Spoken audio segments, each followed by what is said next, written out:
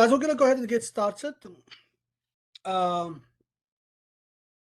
We'll start with the if statement. If you remember last time we talked about the if else statement. We use if else when we have two outcomes. Either something will happen or something else. There is no third or fourth outcome. Okay, so this is another example. You're gonna write a program that prompts the user to enter two names, and displays the longest of the two. How can we do that? So we're gonna compare how many characters each one of them has, and then we're gonna pick which one is longer. If they are the same, then we're gonna write that the two names have the same number of characters. So there are three possibilities, not like the last time we have two. So now we have three. Either the first name is longer, or the second one is longer, or they are the same. So how can we do that? So let's switch to Replets and use as an example. Okay, let me see. Let me open.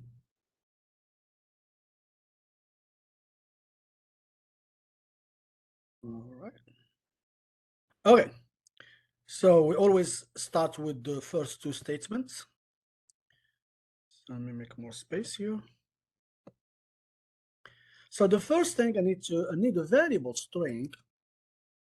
And by the way, I need also, besides IOStream, because since I'm going to be dealing with string, I need to add another preprocessor directive.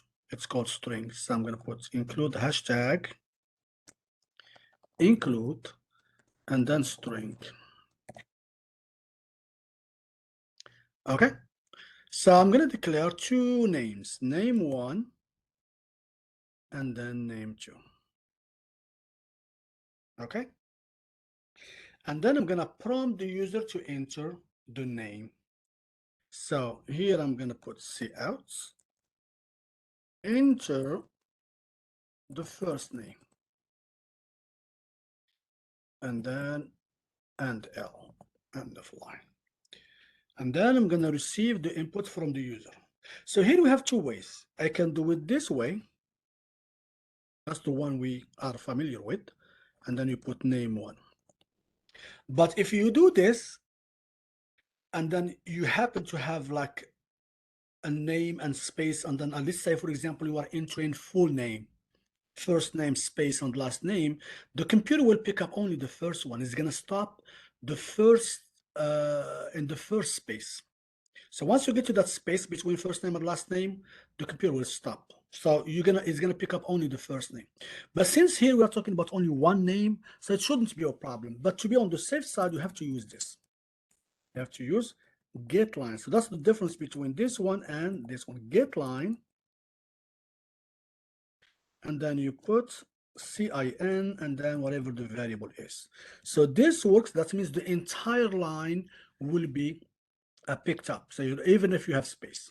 So this one works all the time, but if you have only one name, then it's okay to use the other one, CIN name one. Okay, and then I'm going to do the same thing for name two. So I'm going to copy because it's the same thing. I just have to change it to name two. And then enter the second name. And then change this one too. Now I'm going to try to compare the length. I'm not going to compare the name one and name two. We cannot compare two names, but you can compare how many characters each one has. How can I do that? Well, there is a method or function called length. So for example, the first one I'm going to call it len1. So you get the first string and then you put length. So this function basically keeps track of how many characters, so the total number of characters. So here, if you, let's say, for example, John, so John, JOHN4. So this will save or will assign 4 to len1. If the name is, let's say, Joe, that's going to be 3, and so on. So I'm gonna do the same thing for name2. So I'm gonna put len2 is name2 dot length.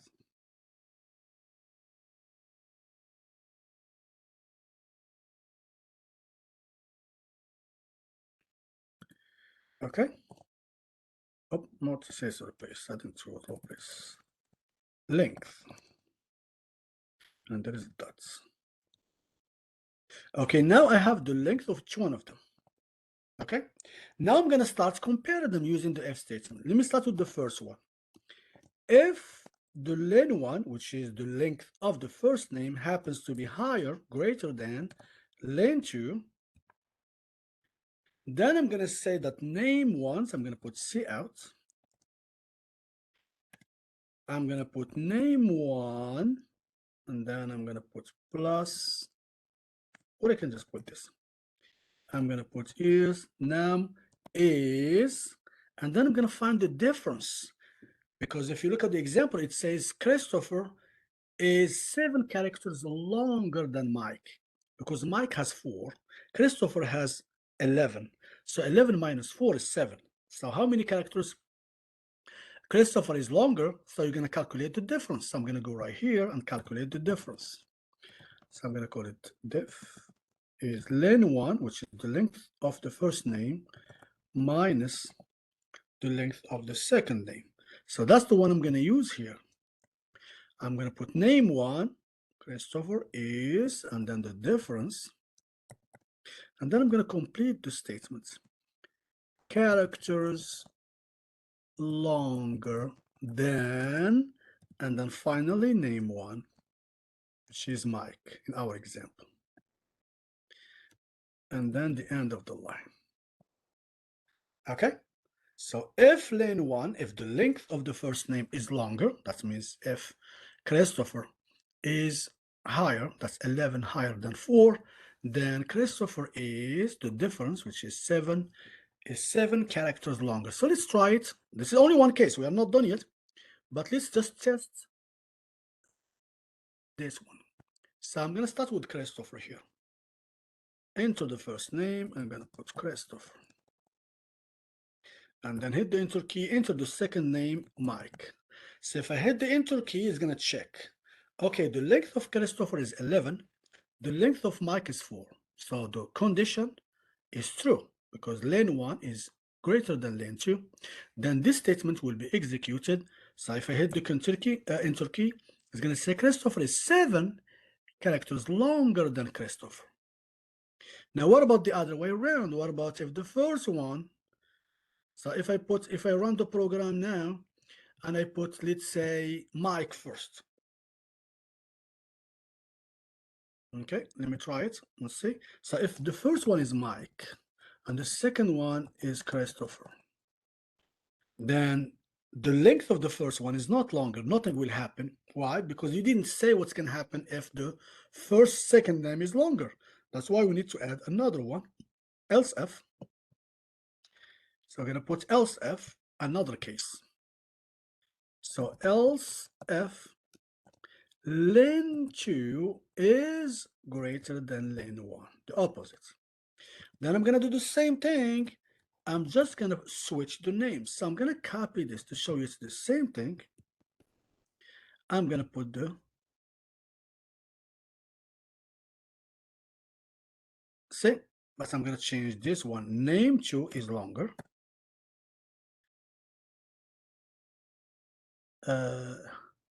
Name2, let me see here. I'm sorry, here I have to put name2 here.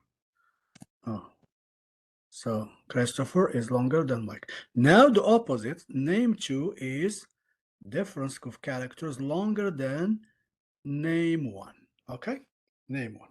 So let's try it. We still have one more case, but let's test this one. So if I put here Mike,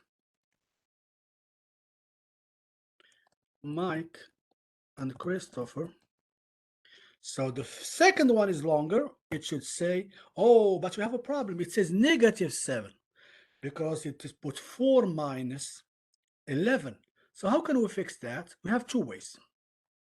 Either we're going to put minus here, Here you're gonna put minus, so it gives me the opposite sign. That's one way. Or we're gonna use something that we talked about last time. Remember the absolute value? So we have to use that. So I'm gonna go right here and then put the absolute value in here, ABS, and then put the difference. But to be able to use one of the functions of the math, like power, pow, and then square roots and ABS, remember we have to add another preprocessor directive, which is CMath. So there are certain things that you cannot use them unless you include the appropriate preprocessor directive. So here's CMath. So now, since I'm using the absolute value, it doesn't really matter which one is bigger. The absolute value is always positive, so I'm not going to have a problem. So if I run the program, it's going to say, okay, regardless which one is longer, so Mike, Christopher, is going to say 7. Now, if I start with Christopher first, and then Mike, is going to say 7 characters, no matter which one, okay? So regardless which one goes first. Now, what about if they have the same number? Like exactly the same. So that's the third case, because when I put else, that's the only case left. You don't have to specify what else means, because else means it's not the first one, it's not the second one, so we have only one case left if they are equal. So here I'm going to put cout, and I'm going to put name1, and then I'm going to put statements, and name2 have the same number of characters. See? So 3 cases, one of them will be executed, the others will be ignored. So let's pick the case when they are the same. So for example, I'm going to put Mike and John. Mike and John. So both of them have 4. So it should be Mike and John have the same number of characters. So this is another type of if statement in which you have 3 outcomes, not 2. If you have 2, you put if else. If you have 3 outcomes, so you put or more, you put else if, and then usually you end with else. Okay. Now let's talk about nested if. But before that, let me ask you to do one thing. Let's say for example we have 3 numbers, and we want to find out what is the highest of the 3. How can we do that? Like this one right here. Let me see. I'm not sure if you can see my. So this one, largest of the 3. Yes, this one.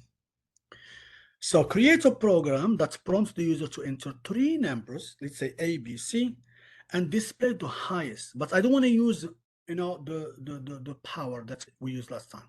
Let's assume that we don't know that yet. And I'm going to use only the if statement. If I have 3 numbers, how can I display? How can I get the largest of the 3? So after this program, you're going to appreciate now the math functions, okay? Because it saves a lot of time.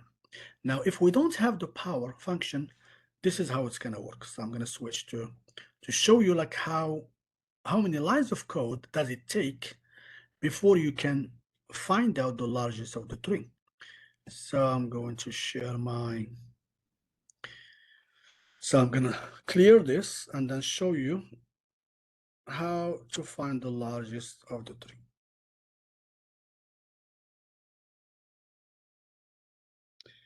So I'm going to delete all of this.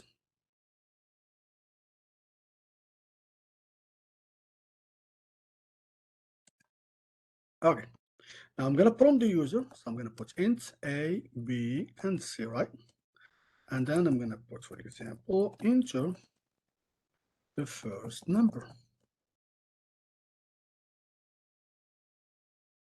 and then I'm going to get that information from the user A, and then I'm going to copy this and repeat it 2 more times for B and C.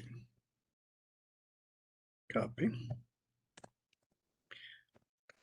So enter the second number, that's B, and then enter the third number, and that's C. So A, B, C. Now, how can I compare them? First, I have to compare two numbers. It doesn't really matter which one I'm going to start with. Let's start with A and B. But you can start with A and C, B and C. It's up to you. So if A is higher than B,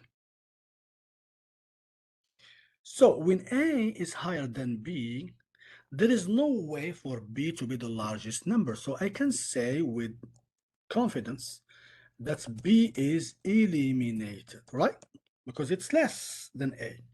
So the choice now is between A and C. So I'm going to put an if statement which is inside, because assuming A is higher B, then I'm going to move on to the other one, which is if A and C. That's the only way. That means either A or C. Which one is bigger will be the highest. So I'm going to put if A is higher than C, then definitely A is the highest. Why? Because it's bigger than both. So I'm going to put C out, and I'm going to put A is the largest.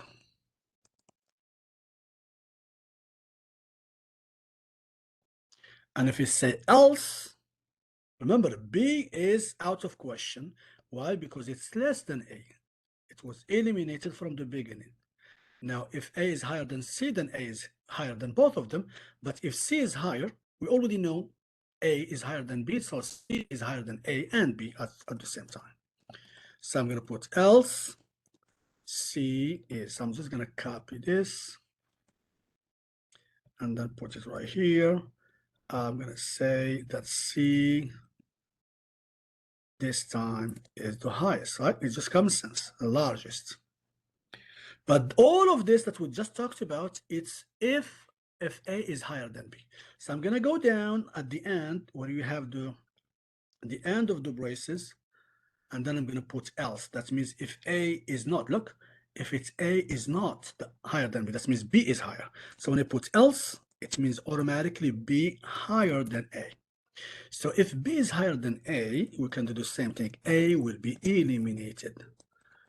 So now the choice is between what? Between B and C. So I'm going to put here F, B higher than C. Then I'm going to say B is the highest. So that's the only possibility. A, it's already eliminated. Now, what about else? That means if B is not higher than C, C is, then we already know B is higher than A and C higher than B. That means it's higher than both of them. So we're going to put else, and now we're going to put the statement that C this time is the highest. But look now how many, aside just for 3 numbers, look how many it takes, how many lines of code before we find out the highest number. Imagine we have 4 or 5. That's going to take forever. So as you can see right here, I compared A and B, and then since A is higher than B, then B will be eliminated. Then I'm going to compare A and C, whatever the highest is the highest of all the 3. And then I put else. Else means if A is not higher than B, then B is higher than A. In this case, A will be eliminated, and the largest will be between B and C. Okay? So that's called the nested F. Okay? All right, so that's how the nested F works. Now, what about what about if you have a range? Let's say, for example, and then I'm going to share with you the third one, which is how much you're going to pay for taxes. Let me see here.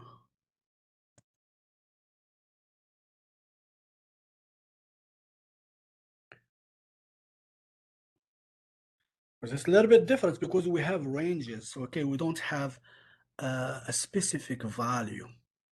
So let me just make it a little bit bigger and then I will share. All right. So let me share now. Now, what about if you have this? See, that's a little bit different. Why? Because we have a range of numbers. We have lowest value, highest value, and all the values in between. So here we have an island nation of Babbage. They charge their citizen a tax each year. If your income is between 0 and 5,000, then you don't pay any tax. The tax rate is 0%. If 5,001, between 5,001 and 10,000, 3%, and so on. So your income has to belong to only one category. You cannot belong to more than one.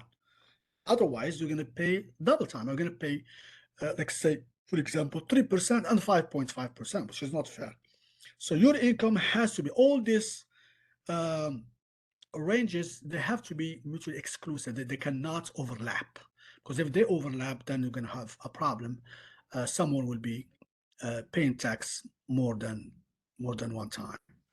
So how can we use the if statement here? So here we're going to use, there are two ways to do that.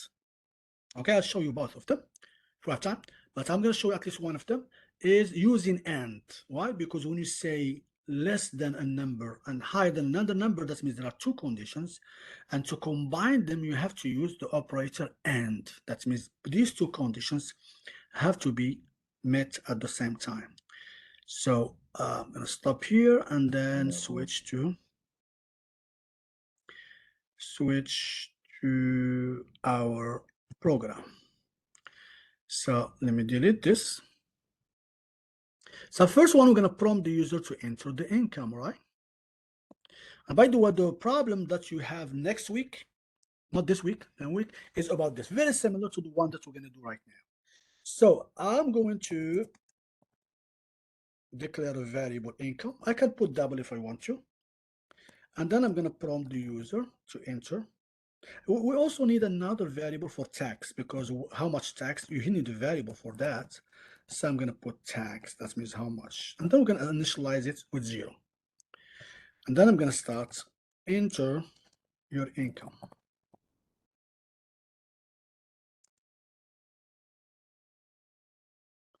And then you're going to save it in the variable income, right?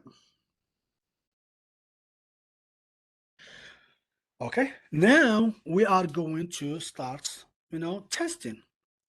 The first thing, it doesn't really matter. You can start from the bottom or from the top.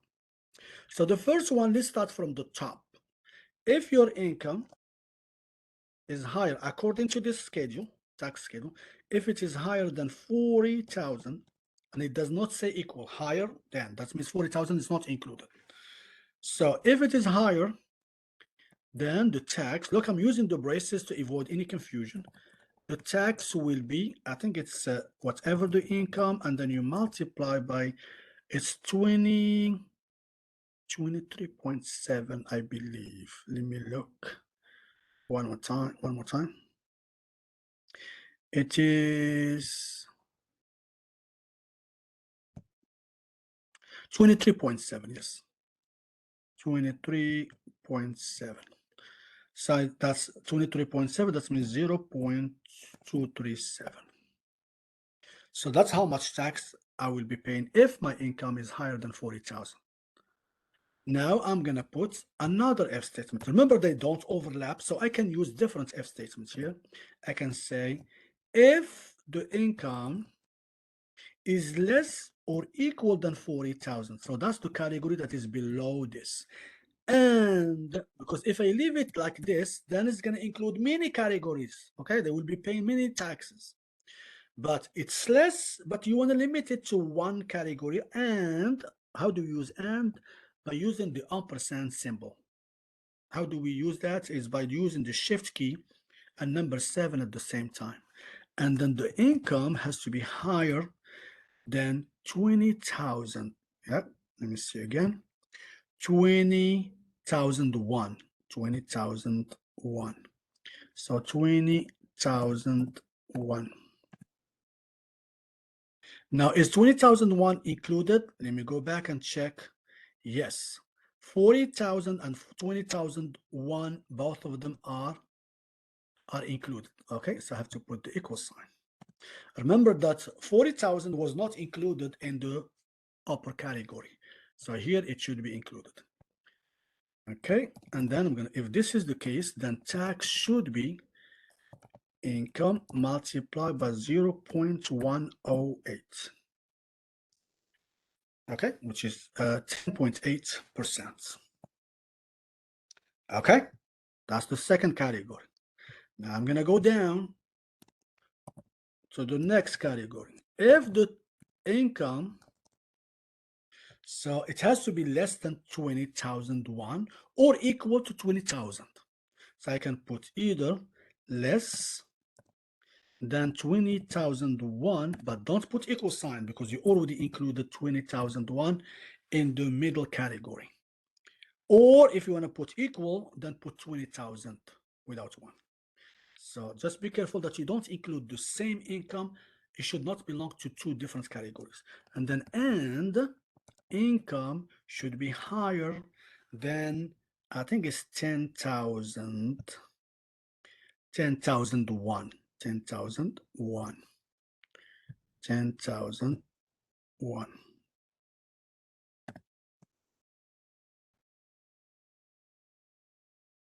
Okay, so if this is the case, then the tax should be equal to income multiply by 0. It's 5.5, so 0.055, 5.5%. Okay, now we have two more categories left. The other one is between 5,001 and 10,000. So I'm going to actually just copy this to save time. So I'm going to copy this.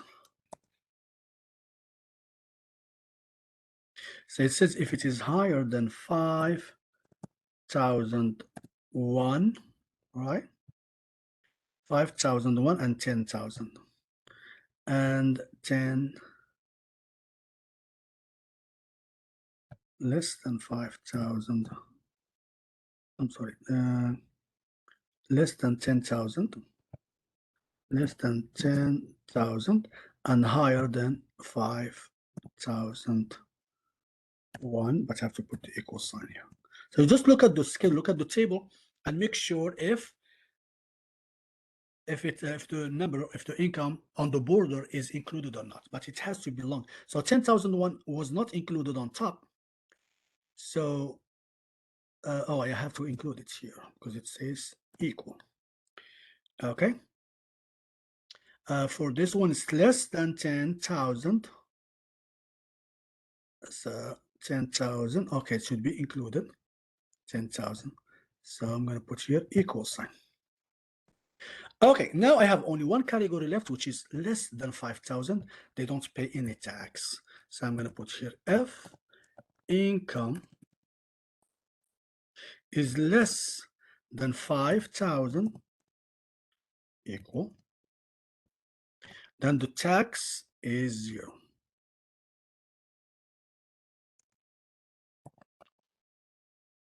Okay, I'm done. So let me test this one, make sure that, as I said, there is no overlap. The first one higher than 40,000, that's good. The second one is less than 40,000, and the income is higher than 20,001.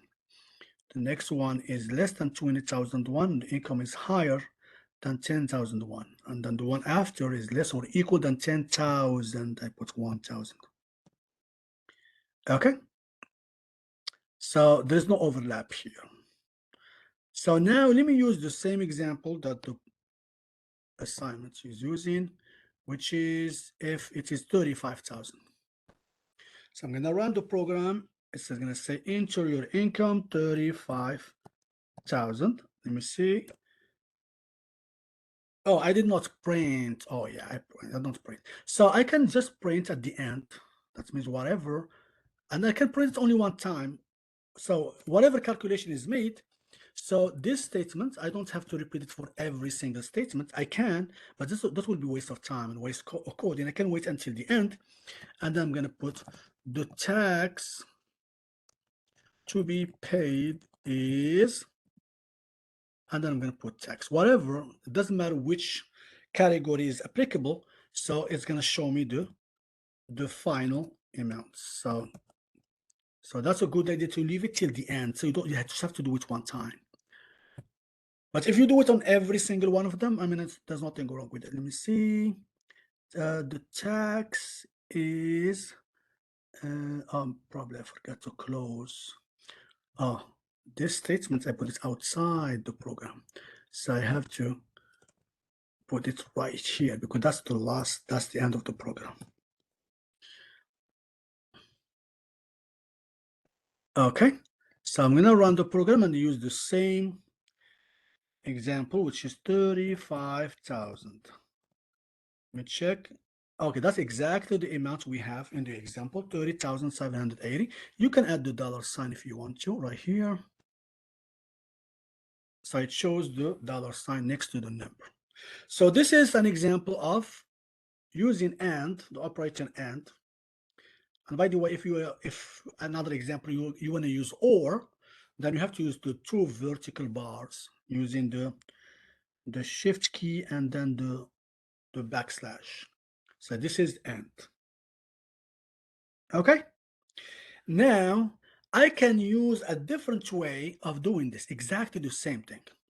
Then it's up to you. You can choose whatever you like. You can either use like a separate if statement using AND, or I can use this. Another way, using the else if. So let me show you how you use that one. Okay. Let me just delete this.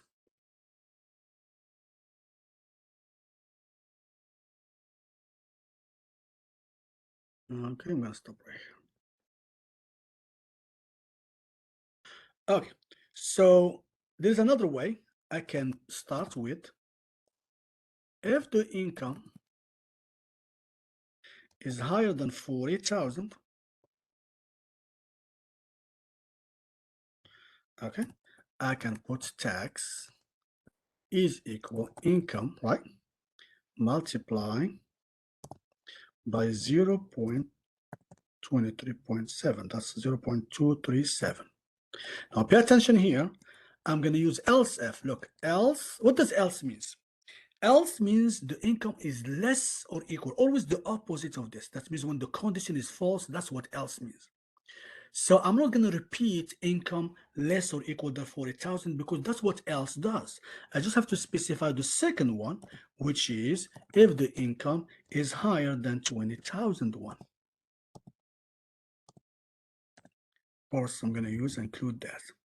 See, including 20,001. So I don't have to repeat income is less or equal because that's what else does.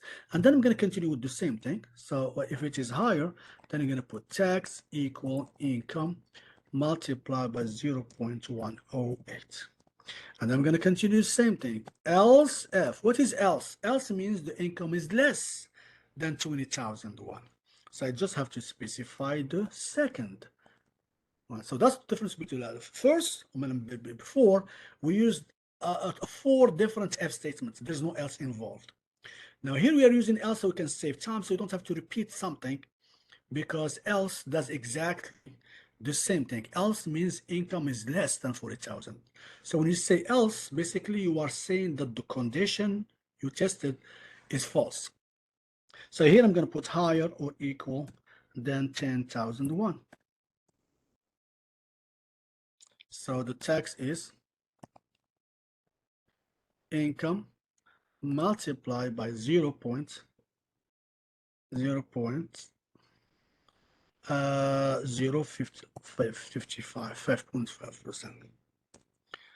Okay, and then put else if the income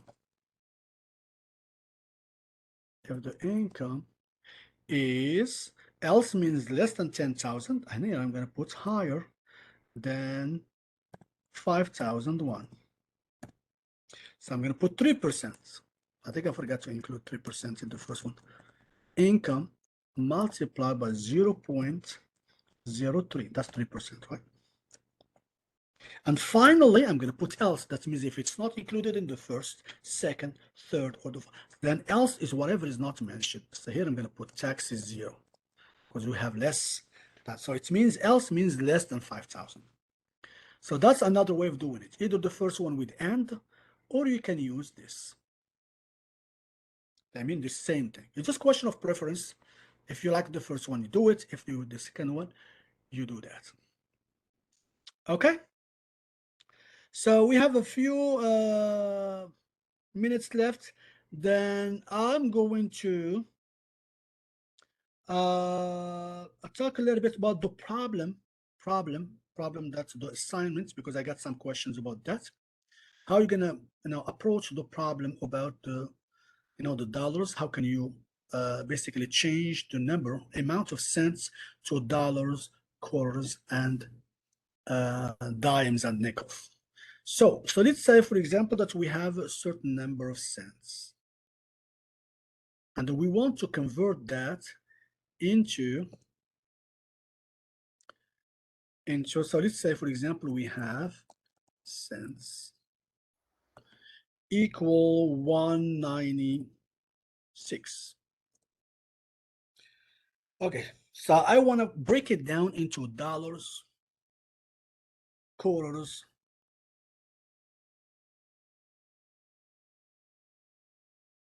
so it's asking me to change the camera. I don't know why it's asking me to do that. All right, let's see. It looks like my camera froze. So let me stop and then. Okay, let me show again. Looks like I have a problem with my camera. I got a message. Anyway, so let's continue this first. So we have 196. That's the number of cents. Okay, to get the number of dollars, of course, we have to divide by 100, right? I'm not going to give you the entire answer. I'm just going to show you how to get that, how to get you started. So I'm going to get the number of dollars. Remember that when you divide integer by integer, you get only the integer part of it. So if I divide the cents by 100, I'm going to get what? $1. There is no decimal, remember. $1. Because every 100 cents, it gives you $1. Okay? Now, how can I find the number of quarters? I need to know what's the leftover. If you subtract, if you take that 100 cents or $1 away, what do you have left? 96. How can I get that 96? That's where the remainder, the modulus, comes into play. So I'm going to put the remainder. I'm going to call it rem. So that's cents, and then you put the percentage. That's what the percentage is for. So that's going to give me 90 cents, 96 cents. That's what the remainder is. So when you divide by 100, you get the first digit to the left, the 100 one. And then the leftover 96, that's the remainder, because 1 times 100 is 100. And if we subtract it from 196, you get 96. So 96 is the leftover that I need to divide by 25 to get the number of quarters. So now I want to get the number of quarters. So I have to divide not the cents, all of it. No, because I already, took that dollar away. So I have only 96. That means I'm going to get the remainder and then divide by 25. So that's going to give me how many quarters I have. So of course, 96 divided by 25 is going to give you only 3 quarters. That's it. So that's 3 quarters. And again, I need to know the leftover so I can find out if so there are 3 times 25 is what? Which is 75 cents, right? 75 cents. Okay, so if I take that 75 cents away from 96, what's the difference? So the difference, 96 minus 75, that's going to give me 21, right? So I need that remainder 1. Look, I called it remainder 1. That's whatever the remainder is, which is 96. Okay, and then use the remainder 25. That means what is the leftover? That's going to give me 21 cents. That means after you took $1 away, 100 cents, and then 75. If you subtract 196 from 175, which is $1 at 3 quarters, you have 21. And then all what you have left is you do the same thing with dimes. How many dimes? You divide by 10. So you repeat the same thing. Look, the first one you divide and then the remainder. You divide and the remainder, and so on, until you get the number of dimes and number of nickels by dividing by 5. Whatever is left after that is the few cents that you have left. So that's how you do that, okay?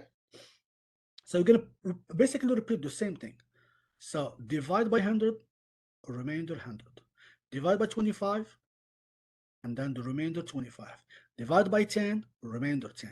Divide by 5, remainder 5, and whatever is left is the few cents that you have left. So you're gonna, at the end, you're gonna have only 1 cent left, because 6 cents, that's 1 nickel, and then you have 1 cent left. Okay, so that's how you do it. I hope that will help you, with that program. That's the only program you have for this week. And next week, you're gonna have 2 programs about the F statement. There is one. The first one is very similar to the tax one. You're gonna follow exactly the same approach. And the second one is about the F statements. I think it's about the internet service, a fee, like a bill. So you have to choose which package, and then each package will charge you based on a formula. So they charge you a flat fee, and then depending how many additional hours you consume. For example, the first 10 hours, you're going to be charged only 19.99, for example. And then in addition to 10, if you consume more than 10 hours, you call more than 10 hours, then you will be charged the additional. Let's say you called 15, the first 10, 19.99. The additional, the difference, which is 5, you will be charged by probably $2 an hour or $1. So that's the second program you need to figure out. It's not that difficult. I think it's not that easy using the F statement. Okay, then I have a few more minutes. I'm going to talk about one more thing, which is how to generate a random number.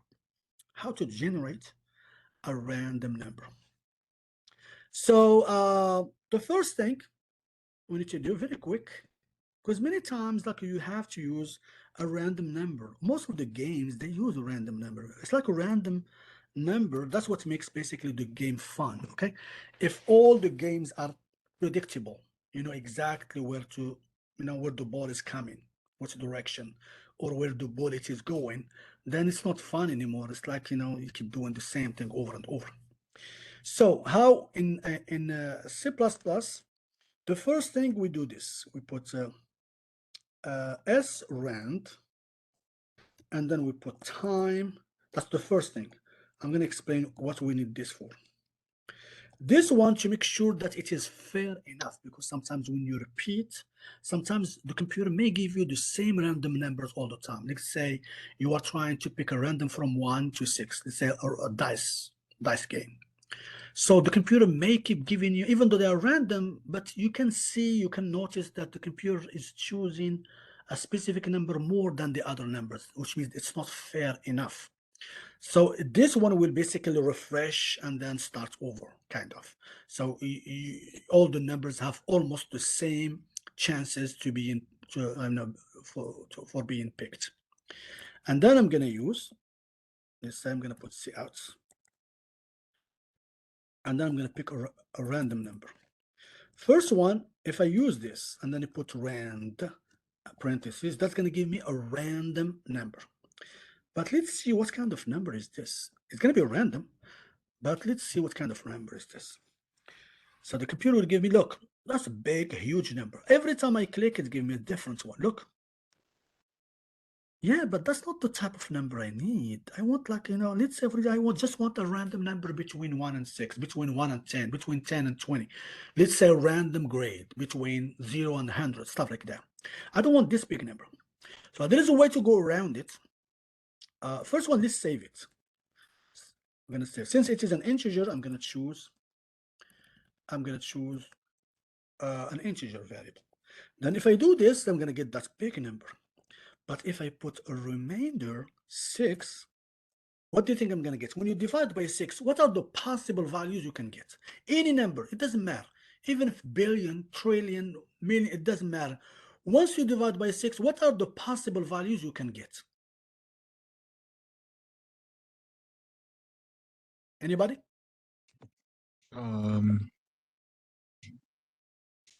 So it'll be like the first 6 digits, right? No, if I divide by 6, what are the possible Oh, values okay. for the remainder, the leftover? I'm dividing by Oh, okay, I 6. get you now. So the leftover could be what? Could be either 0. 0 through 5? Yeah, that's it. Well, you cannot get a number higher than 6. It's impossible because when you divide in by a number, the remainder is always less than the number you are dividing by, right? So I can get only from 0 to 5. If I run the... Okay, let me print it. I didn't print it here. So I'm going to put C out, and then I put X. So if I keep clicking run, I'm going to get always number between 0 and 5. That's it. From 0. Look, 2, 3, 5, 0, 5. But there's no way you're going to get outside this range because that's the only possible solutions. That's the only possible outcome. Okay. Now let's say you don't want between 0 and 5. I'm playing a dice game, and dice game is between 1 and 6. They said, okay, that's fine. If I add 1, that's going to be, remember, 6, that means 6 numbers I'm going to pick from. So if I'm going to put the parentheses here,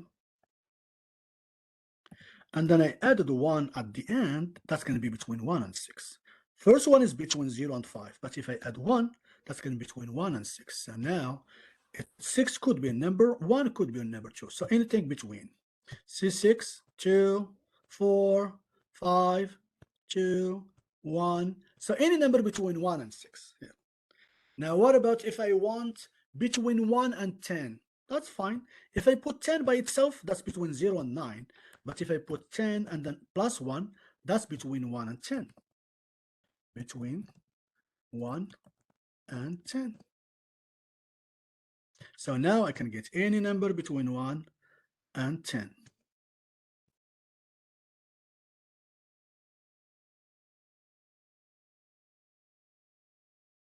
Now what about if I want to get between, let's say, a grade, between 0 and 100? What do you think I'm going to get? What statement shall I put? So the grade will be between 0 and 100. So I'm not going to put plus 1 because it's going to start from 0. You don't put anything. If you're starting from 0, don't put anything. What number I should put here? So it's giving me like a random number, integer, between 0 and 100. What should I put in here? 101. 101. Exactly, 101. Because if I put 100, it's going to give me only between 0 and 99. So 101 will give me between 0 and 100. Okay, we'll talk about a little bit more about the random number next time, but this kind of introduction, this is the most important you need to remember, how to generate a random number. Don't forget to put this statement first, and then you put the remainder, and then you see, depending what the range is, and then whether you're going to start from a number other than 0 or not. If you want to start from 0, don't put anything after that. If you want to start from a specific number, you put it at the end, plus whatever that number is. Okay, any questions? So for this week, that's the only problem you have. The program that we talked about the converting from cents to dollars, that's the only thing you have. For next week, so I always start a little bit early. So this is why you have at least a week or 2 weeks to talk, kind of make sense of the concepts before I give you the program. So the if statements, we've been talking 2 times about this. So the next week, you will have problems about the if statement. You have 2 of them. So that's going to give you enough time to process, hopefully by going over this again also, and then the video that we had last week. So that's going to give you, and then also you have the PowerPoint, and also you have the videos in there. So there's a lot of resources in there that you can, benefit from. But as I said, the term or the concept of if statements is not complicated. You just have to know which approach you need to use. Is it if else? Or if you have F and you're going to put and, depending what case do you have. Or if you have 3 cases, 3 possibilities, then you have to put F, else F, F. Or you can put like a separate F statement. Sometimes using 3 F statements will get the job done. Okay, so that should be it for this week. Any questions before we end this session? I just have a quick question. Yes. I did definitely the code from yours, but I was wondering if I for like the output, should I put it in one line or should I put for mine? I'll put like multiple lines. If I mind if I show you? Yeah, go ahead. Okay, let me stop the Okay. sharing. Okay, let me just stop recording because that's. Let's break. Where is it? Oh, right here. Chat.